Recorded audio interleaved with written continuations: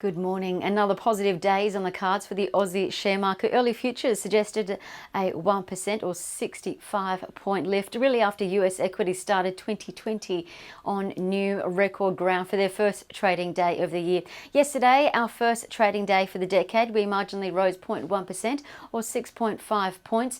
Consumer services up 1.1% and the healthcare sector down the most, only marginally though, 0.2%. Back to the US, the Dow Jones rose 332 points or 0.9%. The S&P 500 followed, up 0.8%, while the tech-heavy Nasdaq surged 1.3%, with all the major indices hitting those record highs just before the close of trade. Apple shares a standout after they surged to $300 a share. That's a record for Apple after they rose 2.3%. Chip companies also doing well. Advanced Micro Devices swelled 6.1% higher, Intel up 2.5%. Sentiment was high for a couple of reasons. One, the trade deal, of course.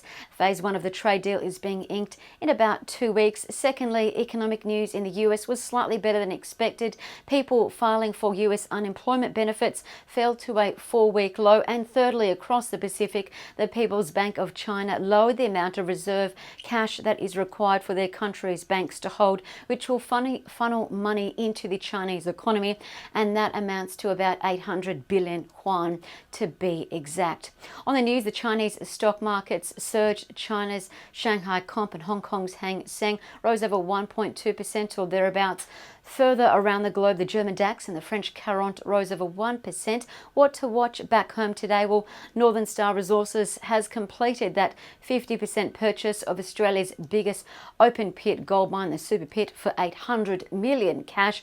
And watch IT stocks today locally, as they're likely to follow US tech stocks higher. Also keep an eye out for Pilbara Minerals and Orocobre, as they've been seeing monumental gains of late, really following the delays across the globe that SQM, the world's largest, or one of the world's largest lithium miners, has been experiencing delays in SQM's new expansion plans. Over to commodities, the gold price rose almost $8 to $1,531 an ounce.